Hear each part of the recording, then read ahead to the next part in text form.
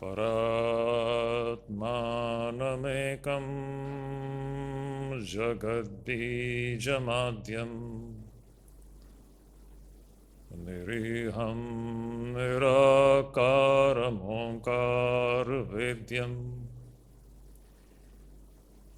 yato jayate palyate yena vishvam tamisham bhajeli yate yatra vishvam. Hari Om Tat Sat.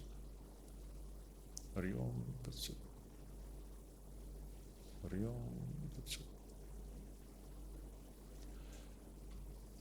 Dear devotees, so we were studying the 9th chapter of the Gita, and we had finished the verse number 29. Before we proceed, just a brief recap of what we studied in the last session. If you remember, from verses 16 to 19, Sri Krishna was presenting to us the all-pervasive nature of Ishvara. Ishvara is not only present in one place called a temple. I always say that may be good in the initial stages, but it is essential for all of us to outgrow the need of that, and we should begin to see the presence of Ishvara everywhere. So that is what is presented from verse 16 to 19. Then Sri Krishna said, you see, the consequence of keeping your mind fixed on God is one thing, and the consequences of keeping your mind fixed on the things of the world is going to be different. When our mind is filled of all worldly things, the consequence is that we once again come back into this mortal plane of existence. Repeated birth and death. Repeated birth and death. Repeated birth and death is the consequence of our mind being filled with all the things of the world. When our mind becomes completely desireless, and when it is filled and soaked with only one idea, the idea of one divinity, we attain mukti. That is the way to accomplish khandana bhava bandhana, which is the main theme of our shastras.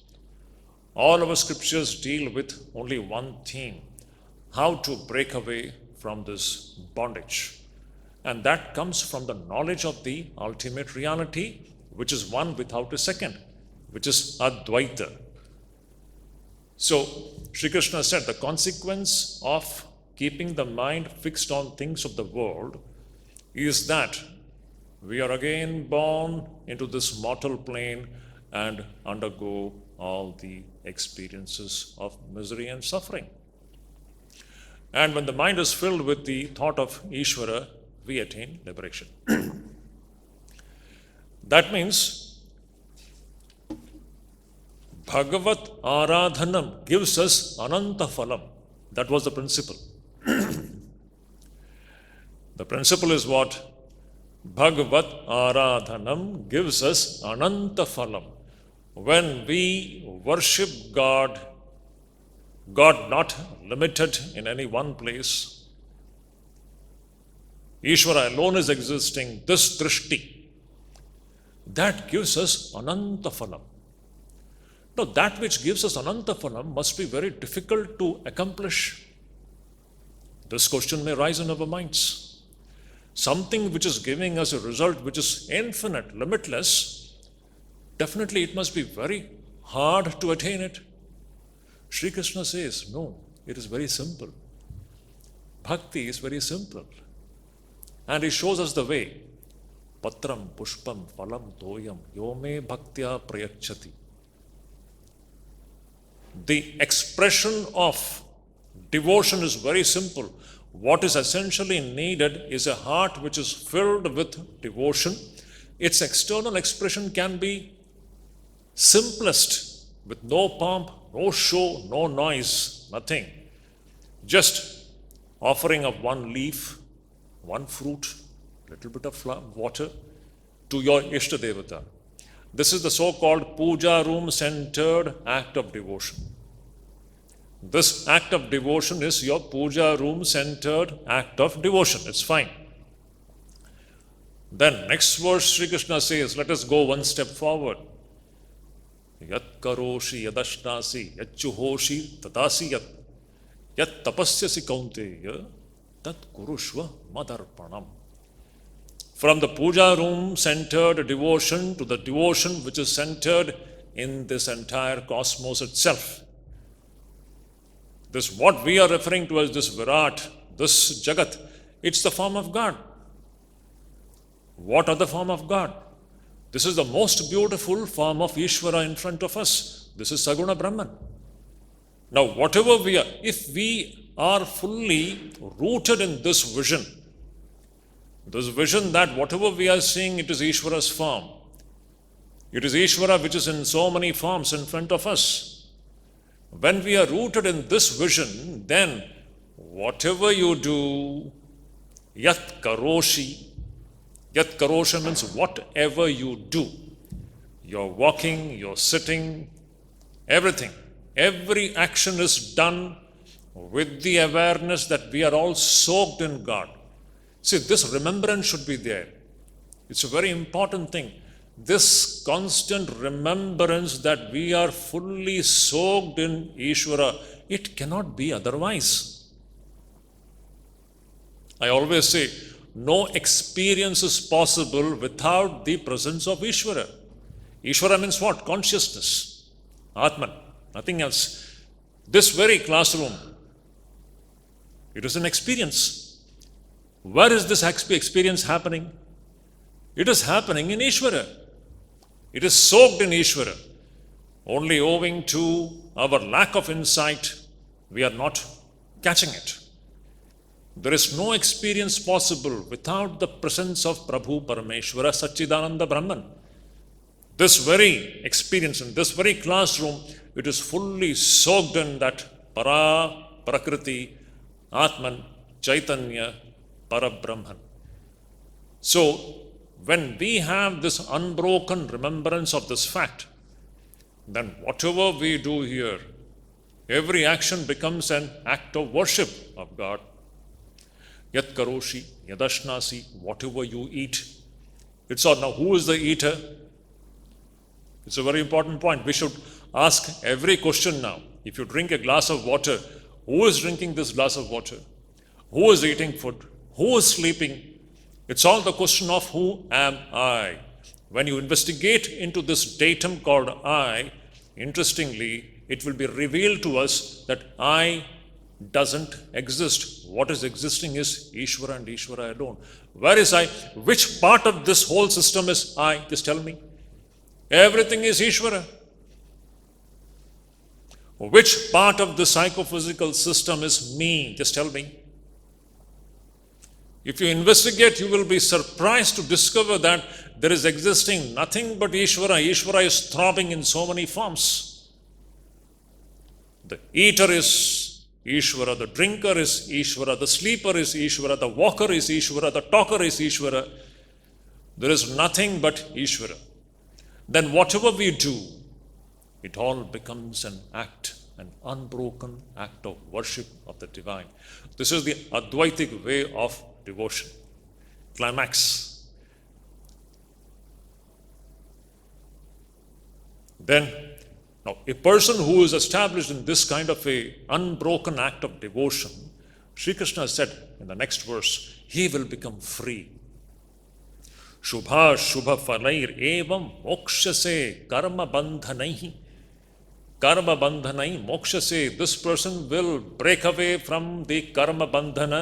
He will accomplish khandana bhava bandhana here itself while the person is alive, not at the time of death. So beautiful. That is what we saw in the last verse. In that case, a question may rise in our mind. Now, this is going to be accomplished by bhaktas. Bhaktas alone can come to this point. That means God is partial. God is giving mukti only to the bhaktas. That means Ishvara is a partial. He is doing partiality. With the Shankaracharya and Sri Krishna. Sri Krishna is answering. Sri Krishna is saying, no. He is saying, Samoham sarvabhuteshu name dveshyo asti na priyaha. I am impartial. Hey Arjun, I have no partiality.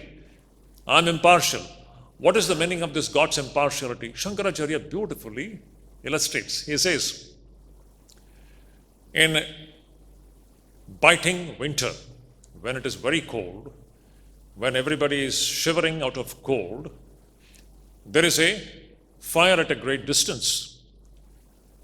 Now, those who go close to the fire, they will get the benefit of the heat of the fire. But those who choose to remain away from the fire, they will suffer. The fire is impartial. It is not that fire is intentionally providing warmth only to one group of people. Anyone who comes close to the fire will be benefited with the warmth of the fire. Similarly, Ishvara is impartial. He doesn't do any partiality, just like the fire. Fire is neutral. Those who come close to Ishvara will be experiencing the warmth of Ishvara. Experiencing the warmth of Ishvara means that person will become free from all kinds of misery and suffering. But those who, drowned in all worldly things, choose to be away from Ishvara, they suffer. So it is your choice. The more and more you come close to this center of divinity within each one of us, you will see that we will be accomplishing this great thing called Khandana Bhava Bandhana. Therefore, this jnana-based bhakti, again I repeat this point, jnana ashrita bhakti, bhakti which has got the basis of jnana. This whole chapter deals with bhakti which has got the basis in jnana. If you all remember, the first 10 verses of the 9th chapter is pure jnanam, highest jnanam. We studied. I don't have time to go back to those verses. The first 10 verses of chapter 9 deals with highest Advaita jnanam. And then follows the bhakti as an expression of that. When you develop that vision that there is only one reality, one divinity which is existing, now what will you do? You will only have devotion. You will have only one attitude of worshipping everything, not worshipping, not your act of worship is not localized. This localized act of worship may be good only in the beginning. When we go to the temple, we do worship. Outside the temple, the worship is gone. No. Advaitic based bhakti, that's the beautiful bhakti. That is what Sri Krishna referred to in that verse where he said, Ananyas chintayanto mam ye jana pari upasate. Beautiful term. If you all remember, Ananyas chintanam and pari upasanam. Ananyas chintanam, there are two terms. Ananya means the absence of anything apart from Ishvara. That is Ananya. There is no Anya. Anya means something different. There is nothing existing different from Ishvara here. That is the drishti. This drishti, Ananyas drishti, Ananyas chintanam. There is nothing existing apart from Ishvara this very moment. See, it takes a lot of struggle to develop this conviction. Once this nishtha, this conviction is developed, the whole life is transformed. Our idea of God itself gets it goes to a different level. All our idea of a temple-centered God, one form-centered God, it's okay in the beginning. But when we understand this Ananyas Chintanam, there is one divine entity and there is nothing existing separated from that. That is a great evolution in spiritual life. This evolution is expected. So when with this drishti, what will you do? When we know that there is only one Ishvara existing, now it will be spontaneous for that person to be always in a devotional mode. He will be doing upasanam. Upasanam means worship. But not just worship in one place. His worship will be pari-upasanam. Shankaracharya so beautifully says, pari-upasanam means worshipping everywhere. Not only in one temple. Not only in one form, this form or that form. Every form is form of Ishvara. The very concept of Ishvara gets taken. It is taken to the topmost level. That's a beautiful evolution which takes place. Now, so this is the beauty of the bhakti which is based upon jnanam, which Sri Krishna was discussing till now. Now the last 5 verses, they are all glorification of this bhakti, the power of this bhakti. Let us take up these verses. Verse 30, 31 and 32 and 33. All of them have got one theme. And here certain things have been mentioned which can be grossly misunderstood also. So let us go very carefully touching upon these verses. Verses from 30 onwards. The last verse is very simple. But before that, the 4 verses, we need to touch upon these verses with care and caution. Sri Krishna says, let me just give you the gist of these 4 verses. The power of this bhakti adharita on jnana. Sri Krishna wants to say in the verses from 30 to 34, and my number is right, 32, 33. I'm leaving the last verse. Last verse, you leave it aside, 34, from verses 30 to 33. 30, 31, 32, 33. These 4 verses, they have got one theme. What is the theme? Krishna wants to say that the power of bhakti and the glory of bhakti is such that even the worst of sinners, even the worst of sinners and evildoers, they will be liberated by the power of this kind of bhakti. It is the glorification of this bhakti based upon jnana. Even the worst of sinners, those who have lived evil life, even they will be saved. It is such a promising statement coming from this great teacher. Means this door to bhakti is open to all. That is the theme. No one is barred from entering into the domain of bhakti. Even the worst sinners can resort to this kind of a bhakti and become liberated. What a positive note it is. So, right in the beginning, I am giving you the gist of these 4 verses. But if you go by the words, particular words, it may generate some wrong ideas in your mind. That's why, right in the beginning, I am giving this, catch the spirit of these 4 verses. The spirit of these 4 verses is that even the worst sinners, those who have been living a worst kind of life, doing all kinds of immoral things, even they will be saved. They will be liberated by resorting to this kind of a bhakti which is based upon jnana. The door to bhakti is open to all without any exception. That is the immortal declaration of Sri Krishna. Come, take resort to this bhakti and be saved. You may be the worst sinner, even you can be redeemed.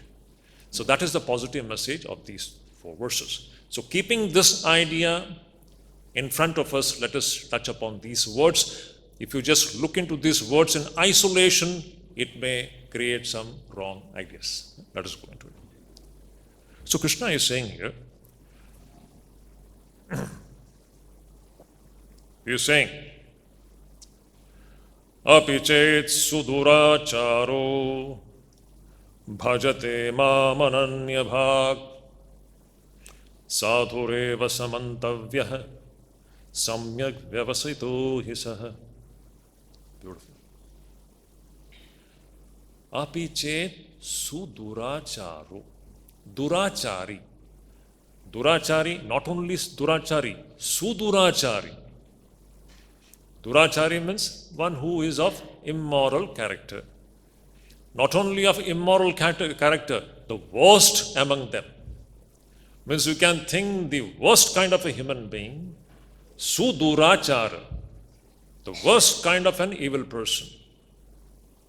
Even if he takes refuge at this bhakti which we were discussing, api chet suduracharo bhajate mam ananya bhag. Even if this person, he begins to worship me, how? Ananya. Again, everywhere you will come across this word ananya. Ananyas chintayanto mam, ananya bhakti, ananyas chintanam. Even this worst of the sinner, if he practices this kind of a bhakti, when he has got one-pointed bhakti, eka bhakti, through that bhakti, what is going to be accomplished? Api chet suduracharo bhajate mam ananya bhag. Even this worst kind of a sinner, if he bhajate, if he worships me, ananya bhag, with one-pointed devotion, then Sri Krishna says, Sadhu reva samantavyah. You should consider him to be a good human being. Sadhu. Do not look upon his evil character. Now this is a very, very beautiful observation about the society. Society is very harsh. Society is very harsh and very merciless. Somebody who has been doing wrong things, but if he or she has corrected her ways, we will still remember her bad deeds alone, his bad deeds. We won't see that he has changed his ways and now he is leading a good life, and we fail to appreciate his positive side. Even then we will be focusing upon his misdeeds, past misdeeds. Society is very harsh and merciless. Sri Krishna is saying, no, you should not be like that. You should consider that person to be sadhu. Now he's a good person. He might have had a bad past, but now he's a good person. Now why he's a good person? Samyak vyavasito hi sah. Now he has done what? He has resolved rightly.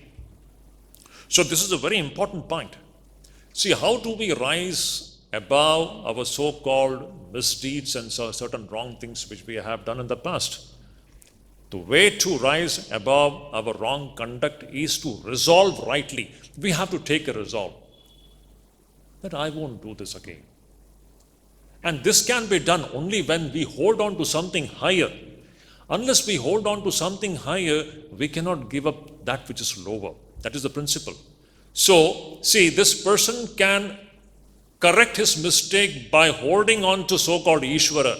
That's why the first line says, even the worst of the person, if he or she develops this kind of bhakti, if he or she worships me with one-pointed devotion, because of that, we should consider that person to be a good human being, because that human being has now resolved rightly.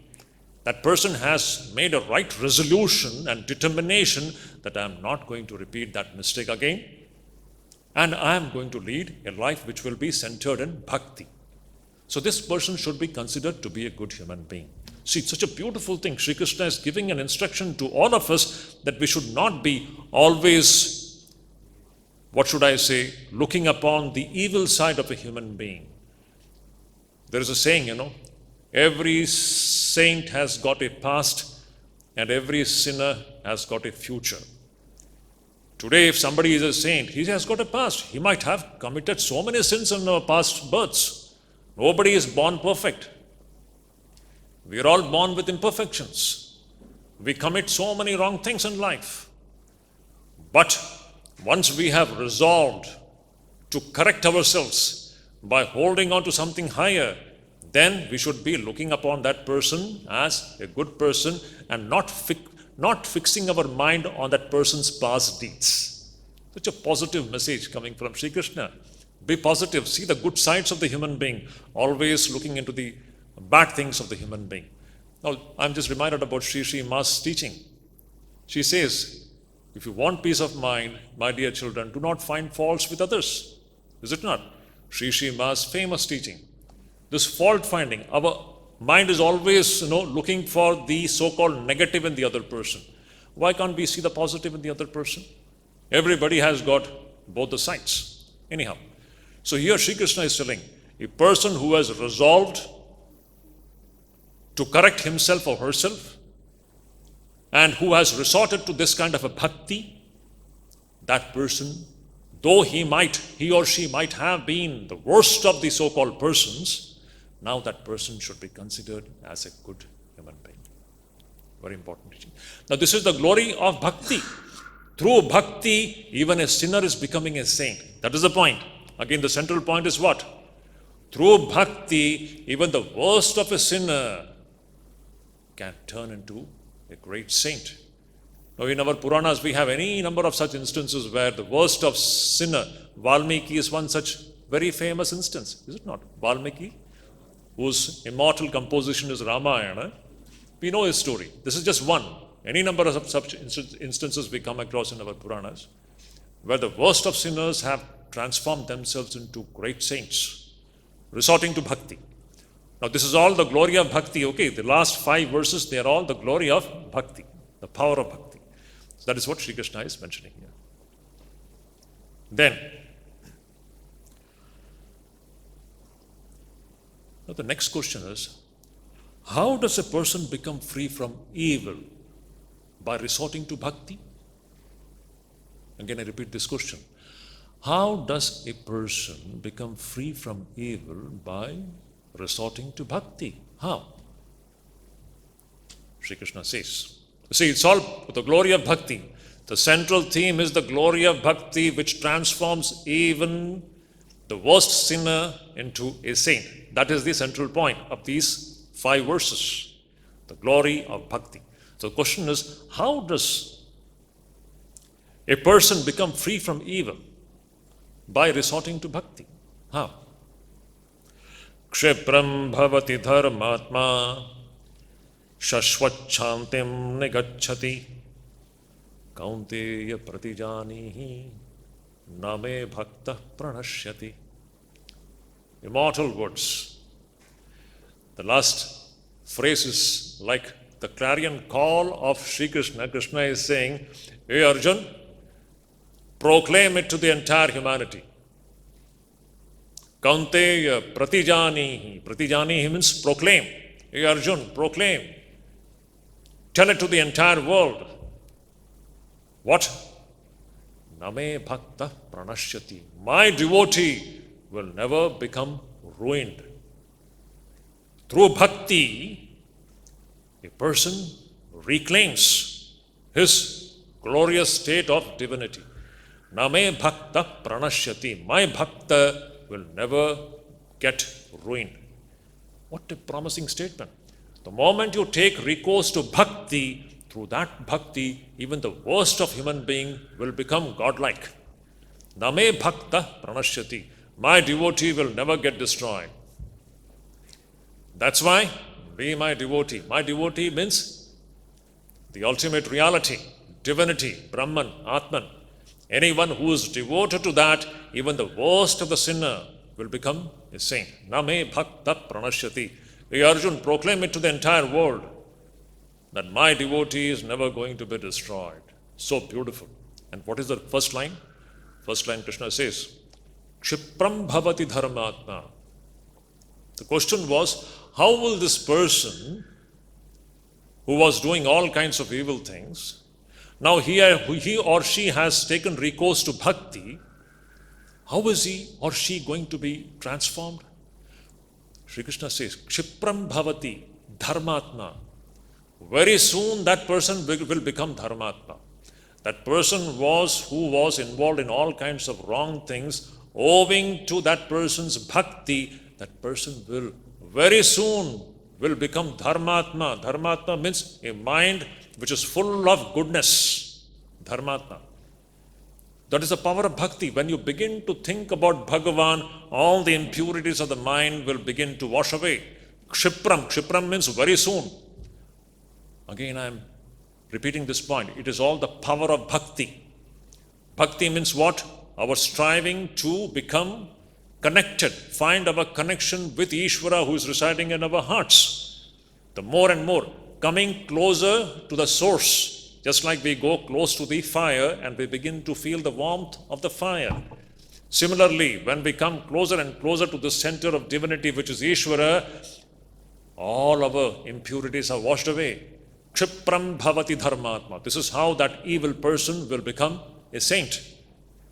Kshipram word is very important. Very soon, without any delay. Bhavati dharmatma, that person will become a noble soul.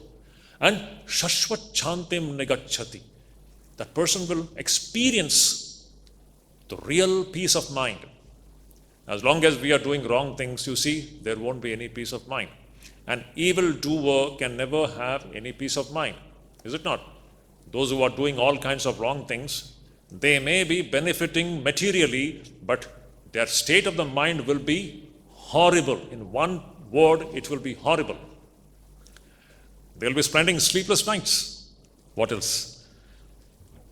But this person who has taken recourse to bhakti, that person will immediately become a noble soul. His or her mind will become dharmatma, means full of righteousness and dharma.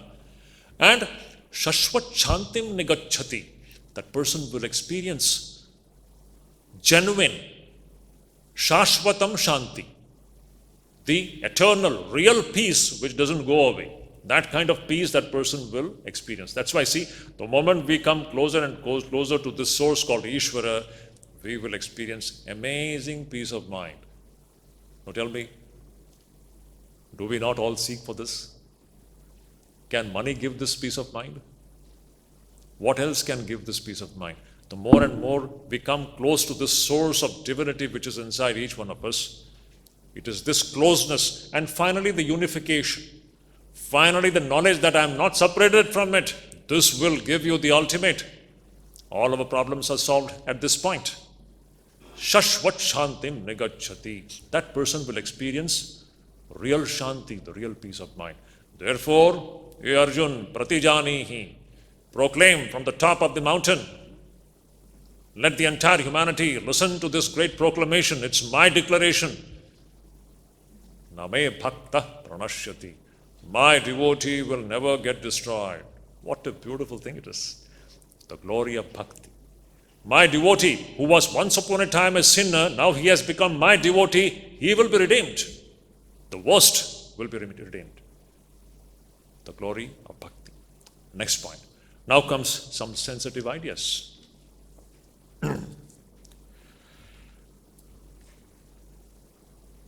Krishna says, next verse, Mam hi partha vyapashritya yepi syupapa yonayah striyo vaishyas tada shudraha tepi yanti param gatim. Krishna says, same thing, the same topic is being continued. It is all the glory of bhakti. So, these 4 verses deal with one topic. Even the worst of the human beings will be liberated through bhakti. No one is debarred from the practice of bhakti. The worst of the sinners can practice bhakti and get redeemed. That is the theme. So in that context, Sri Krishna is telling here, this verse can be grossly misunderstood. So we have to be a bit careful about this. This is what I was saying. Here Sri Krishna is saying, Mam hi partha vyapashritya. Any person who takes refuge in me, any person, episyu papa yonaya, even those who are papa yonis. Papa yonis means those who are born in sin. Those who have their birth in sin. Means they are born through sinful ways. Even the worst of the human beings. Even they will be redeemed. That point is, even they will be redeemed. Even the worst of the human beings, those who are born in sin. See, Sri Krishna is presenting a very extreme picture. The worst. Means the door of redemption is open to all. There is no partiality is that. Everybody will be redeemed. That is the point. But here the words can be misunderstood. Sri Krishna is saying that even the Papa Yonis, if they take refuge in me, even they will be redeemed. Now, along with the term Papa Yonis, Krishna has used three other terms. Striyo, Vaishya, Tatha, Shudraha, Tepi Yati Vyanti Param Gatim. Women, Vaishyas and Shudras. Vaishyas and Shudras are the two Varnas, is it not? In our Chatur Varnam, Brahmana, Kshatriya, Vaishya and Shudra. So Vaishyas and Shudras and women. Now this, if you look into this verse in isolation, anybody will jump to the conclusion that why are women considered to be of some inferior category or something like that? No, it's not like that. Here it needs a little bit of explanation. It's a very sensitive issue.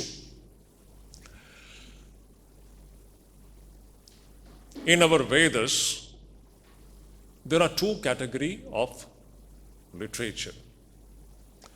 One is known as Shruti, and the other is known as Smriti. Shruti is what is the Vedas, Upanishads. And Smriti refers to the different lawgivers who come from time to time. Smriti literature is the creation of human beings. Again, I repeat, there are two categories of Shastras in our Hindu tradition. One is Shruti. Shruti means the Vedas, and the essential part of the Vedas is the Upanishads. They are eternal. They are not creation of any human being. That is the most essential thing every Hindu should know. That is Shruti, Vedas and the Upanishads. A lower category of scripture is what is Smriti. Smriti is the creation of different, we may say, noble people, but they are all human beings. It is they who have created these Smritis. And Smritis essentially deal with the social conduct and the legal aspect of the society. How the society has to be conducted, what should be the behavior of a man, what should be the behavior of a woman, so and so, pertaining to a particular society of a particular time. So there have been several such smritis. Like, in India, the most popular two smritis which we have is, one is Manu Smriti and the other is Yajnavalkya Smriti, which has been prevalent throughout the country. Yajnavalkya Smriti and Manu Smriti, and the different commentaries of these two Smritis. I'm not going into the details of that. Mitakshara and different other commentaries are there. So our society, the social norms were codified by these lawgivers. They are all lawgivers. They decide, they tell us how human beings will conduct themselves in the society in a particular time.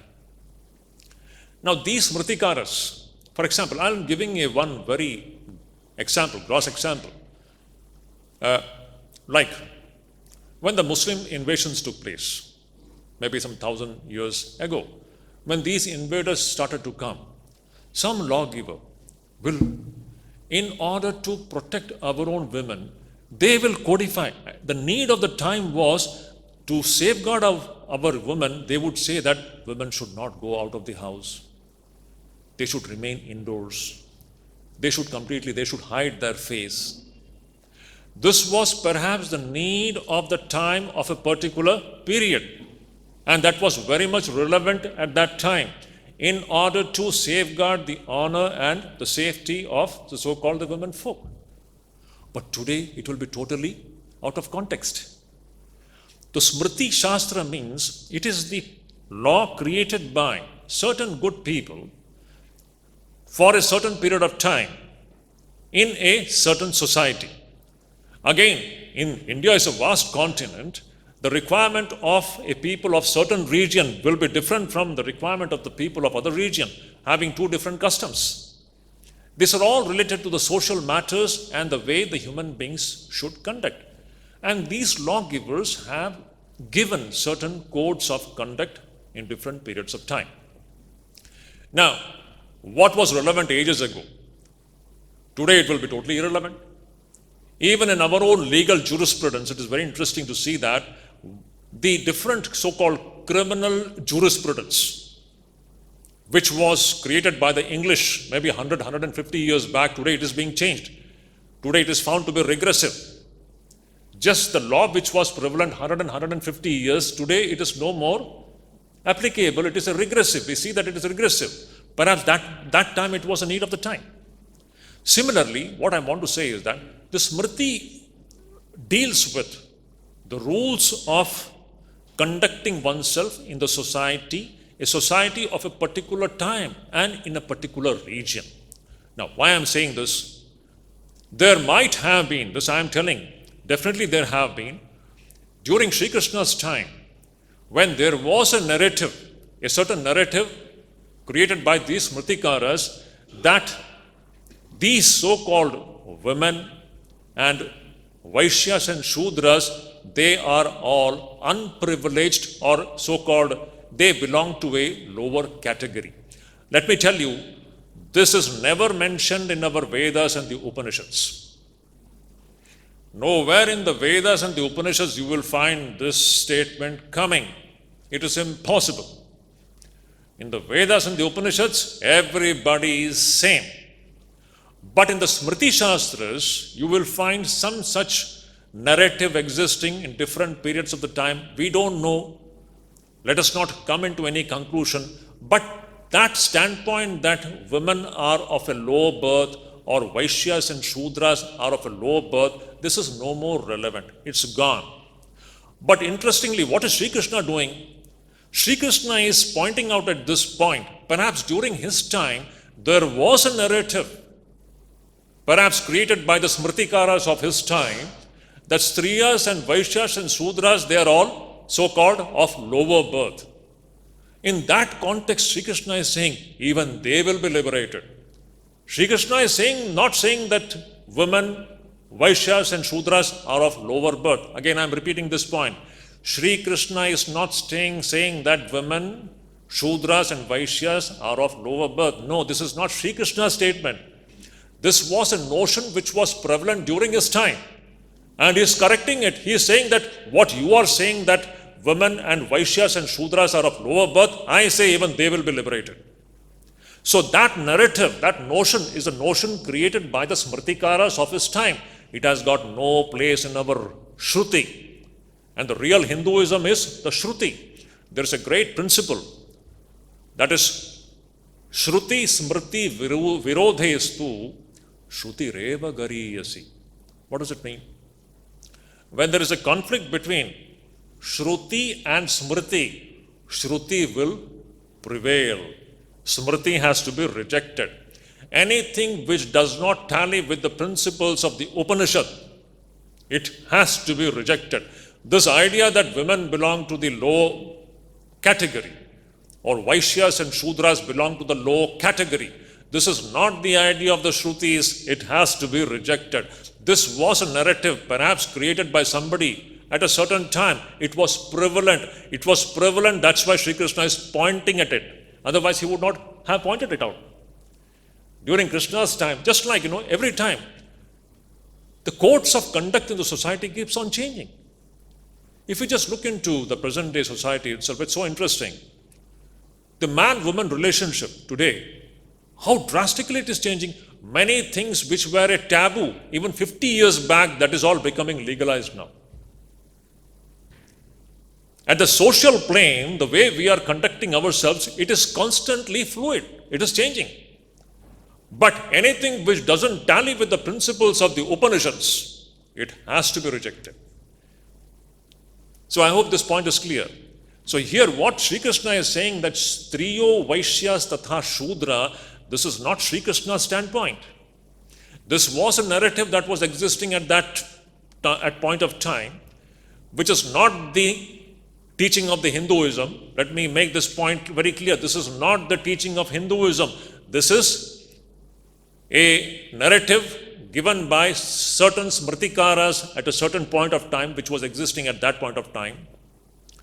Sri Krishna knew about it, and he is saying that what you people are referring to as people of low birth, I say that even they will be redeemed through the power of bhakti. So anyway, so this verse has to be taken very carefully. Nowhere in Hinduism essentially is Vedas. In the Vedas, you will not find any one such reference where we make any distinction between man and woman and between any of the varnas. These are all the creations of different smritikaras, the codifiers or the givers of law of different period of time, according to the needs of the time. They might have created this narration in the past, which was existing at that time. And Sri Krishna is referring to that even these people, everybody will be redeemed by the power of bhakti. So I hope this point is very clear. In Hinduism, there is no Shankaracharya. Beautiful. What does he say? Jati niti kula gotra duragam nama rupa guna dosha varjitam desha kala vishayati varti yad brahma tattvamasi bhavayatmani. Jati, no matter to which group you are born. Kula, you may be born in this kula, that kula. Jati, niti, whatever. Niti means whatever may be your creed, your belief. You may be born in this group, in that group. You may be a man, you may be a woman. You may be born in this lineage, this family. Doesn't make any difference. Jati, niti, kula, gotra, duragam. This is the idea of the Shruti. The true Hinduism is this. Nama, Rupa, Guna, Dosha, Varjitam. One may be good looking, bad looking, Nama, Rupa. Fair skinned, dark skinned. Just imagine Negroes. How Negroes used to be treated in the West. All kinds of things are there. At the social level, there has been inequity everywhere. This is nothing speciality about India. All over the world it was there. Even a few centuries back in Europe, you will find what was the way the women used to be treated? It used to be horrible. We know that witch hunt and all those things which happened in Europe. The treatment of the blacks in America. So Nama, Rupa, Guna, Dosha, Varjitam. This is all the inequities which we see at the social plane. True Hinduism deals with the true nature of the man. There is no distinction between any man, any woman, no matter to which varna you belong to. Everybody has got equal claim on God. Everybody can be redeemed. There is no distinction between man, woman, this and that. That is what Sri Krishna is pointing out at here. A certain narration was existing during his time, and based upon that he is saying, even these people will be redeemed. So I hope this point is very clear. It should not be misunderstood. That's why I spent some time on this point. So Krishna is saying here, even the worst sinners, whoever he or she is, everybody will be saved through the power of bhakti. That is the point. So, mam hi partha vyapashritya epi syu papa yonayah. Even the people who are born in sin, and then whether it is woman, Vaishya, Shudra, tepiyati param gatim, means the door to redemption is open to everyone. The main point is, even the worst people, everybody will be redeemed. This inclusion of women, Vaishya and Shudra, it is a narrative which was existing during that time. So Krishna is referring to that and saying that everybody will be redeemed. This is not relevant for the present time. There is no distinction. Man, woman, everybody is same. This point should be remembered. That is the essential teaching of the Upanishads and the Vedas. In Hinduism, there is no such distinction anywhere. This caste, what we are talking about, that is not Hinduism at all. They are all the creation of corrupt minds at different points of time. That's why I always remember this point. In Hinduism, there are these two scriptures are there, two levels of text. One is the Shruti and the other is Smriti. Anything which doesn't tally with the principles of Shruti should be rejected and set aside. This is a very important point to be noted. So even they will be saved. Krishna is saying so beautifully. Kim punar brahmana punya bhakta rajarshayas Anityam asukham lokam imam prapya bhajasvama. Next verse. So even these worst sinners, they are going to be saved. Then what to talk about noble people? those who are already on the path of righteousness, those who were unrighteous and doing all kinds of wrong things, even they are going to be saved. Then what to talk about those who have already lived a righteous life? That's a beautiful term. Sri Krishna is saying, even the worst of the sinners will be saved. I am declaring this. No bhakta is going to be destroyed. So what to talk about noble souls? Those who are already on the path of righteousness, what to talk about them? Kim punar brahmana punya bhakta rajarshayas tatha. These noble souls, holy brahmanas. Again, don't look at it from the caste sense. Brahmana means a very person of a towering character is a brahmana. We have given wrong meanings to these terms. Brahmana is the best human being in the society, a person of a towering character. So what to talk about? Such a person of a good character. Kim punar brahmana, and then bhakta rajarshiyas tataha. Rajarshi, somebody who is a king and is also a rishi and is also a bhakta. What to talk about such noble souls? They also will be liberated. Means everybody will be liberated. That is the point. Anyone who takes recourse to bhakti will be liberated. So positive. That is the message. Therefore, he says, Anityam asukham lokam imam prapya bhajasvama. Having come to this so-called anitya samsara, anityam asukham imam lokam asukham anityam. This mortal plane, it is anityam, it is temporary, it is ephemeral, and it is asukham. There is no joy here. It is all full of misery. Anityam asukham lokam imam prapya, having fallen to this miserable state, now bhajasvama. Be devoted to me, be devoted to me, be devoted to Ishvara. That is the only thing we have to do. We have got this human birth. Shankaracharya refers here in his Bhashya. Having attained to this human life, which is very difficult to get. In his Bhashya he says, Durlabham. He uses the term Durlabham here. Having attained this human birth, which is so difficult to get. Viveka Chudamani starts with this very idea. Durlabham trayamai vaitat. Jantunam narajanma durlabham. This human body, to be born in this human body is very difficult, very rare. Having been born in this human body, bhajasvamam. The only purpose of being born in this human body is to worship Ishvara. Nothing else. There is no other meaning to it. If we are not investing our energies in this direction, we are going to lose a great opportunity. That is the point. So, anityam asukham lokam imam prapya bhajasvamam. Having come to this mortal plane, which is full of misery and which is temporary and ephemeral, now worship me. And then comes and how are we going to worship? That is the last verse. Beautiful. Manmana bhava mad bhakto madhyaji mam namaskuru mame vaishyasi yuktvaivam atmanam matparayanaha. So beautiful. It says, so how are we going to worship? Having been born in this so-called Narashariram, this human body, of which the only goal is this, to discover our true nature. That's all. There is no other meaning to this. We are alive in this body for what? For eating, drinking and sleeping and making merry? There's no meaning to this so-called physical existence. The only thing which makes our physical existence meaningful is this search for the divine, which is our true nature. It is this search, to be continuously involved in this search, is what actually makes the human life meaningful. That's why, man mana bhava. Let your mind be filled with me. Man mana bhava. Mad bhakto. Be devoted to me. Me means all that. Ishvara. Man mana bhava. Let your mind be fully focused on me. Be my devotee. Madhyaji. Let all your sacrifices, all your actions be done for the sake of me. Mam namaskuru. Only bow down to me. In this way, when you make Ishvara the center of your life, then what happens? Mame Vaishyasi, you will be attaining me.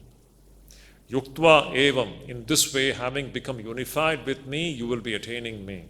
Atmanam matparayana. Those who are matparayana. Matparayana means parayana. It's a beautiful term. Ayanam. Ayanam means the ultimate goal. Parayanam, the ultimate goal. Our ultimate goal of all the human beings is this Prabhu Parmeshwara sitting in our heart, which is Atman, which is Brahman, nothing else. When I use the term Prabhu Parmeshwaram, is nothing but the Atman, the Brahman, our true nature. Our true nature beyond the body and the mind as the witness. So, Sri Krishna says, make this Ishvara your Parayanam, the ultimate goal or ultimate destiny, and be devoted to me. Let your mind be fixed on me, and let all your actions be done centered in me. In this way, when you lead your life, you will be attaining me and me alone. Me means what? The self, the Atman, the Brahman. This is the ultimate way of leading a wonderful life, a meaningful life, a purposeful life, in and through which we will be accomplishing this Khandana Bhava Bandhana. So here the chapter comes to an end. So it's a beautiful climaxes. Last 5 verses, again, let me just recap what we had studied today. It is the glory of bhakti.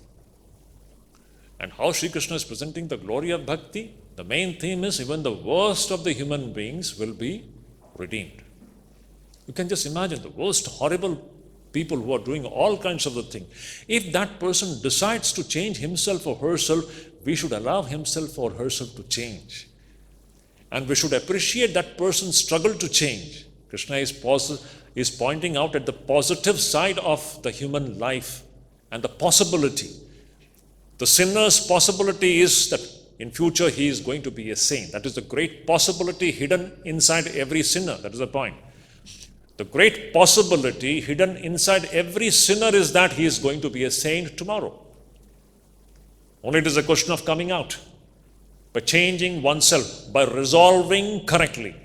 When that sinner has resolved himself correctly, by resorting to bhakti, through that, even the worst of the human beings will be redeemed. That is the central theme of the first 4 verses, which is indirectly and directly glorifying bhakti. The bhakti which is based upon jnana, Advaita jnana, Advaita bhakti. It is open for all. Jati, niti, kula, gotra, duragam, nama, rupa, guna, dosha, varjitam, desha, kala, vishayati, varti, yad, brahma, tattva, masi, bhava, yatmani. Shankaracharya's beautiful proclamation. You're all Brahman. You're all Brahman. You're all Brahman. What sin? No sin. Swami Vivekananda says it is a sin to call a human being a sinner. Actually, that is the spirit. Swamiji says it is a sin. The biggest sin is that you're calling somebody a sinner. That is the greatest possibility hidden. The possibility is what? It is only the question of time when the Atman will manifest. The sinner is only on the surface. Behind and beyond what we see on the surface is Atman shining in all its glory, untouched by any sin. So, what is the teaching of the Shruti? Amritasya putraha. Vivekananda constantly hammers this idea. So, I always want you all to understand this point. In our Hindu Shastras, people will come and tell, see, Hinduism is saying is all these things to make differentiation. Women are like this, women are like that. These are all in the Smriti Shastra. Please remember this point. All these statements which you will find, women should not do this, women should do this, or somebody, Shudra should do this. This is all in the Smritis, nowhere in the Shruti. Our true Shastra is Shruti, Upanishads and the Vedas. There nowhere you will find any such. There it is all the Atman, the true nature of the human being, in which there is no distinction. Everybody is equally great. It's all same. And these Smritis are only meant for conducting the affairs of society of a certain place, of a certain time. They might have been relevant at that time, which may be totally irrelevant today. So please understand the context of all this. statements and don't jump into the conclusion that, see, this is Hinduism. Many people foolishly they do that. The real Hinduism has got nothing to do with these caste discrimination and even the discrimination between man and woman. No. Everybody is same. That is the teaching of the Vedas. That is the essential teaching of the Upanishads. Everything else can be set aside. Anything, I always say, anything which does not tally with the principles of the Upanishads, just reject it. No matter who says it. No matter who says it. Anything which doesn't tally with the principles of Vedas, the real Hinduism, reject it. That is not the part of Hinduism. This point should be understood by everybody. So, to end the whole discussion is, the 9th chapter today we have ended. So, we have one more class next Sunday. We will summarize the whole thing. It is a beautiful chapter in which the first 10 verses started with the towering vision of Advaita and then followed the bhakti proceeding from that. And this glory of bhakti, this bhakti which has got jnana as the base, can liberate even the worst of the sinners. That is the point. This we shall take it up in the next class and sum up the whole thing.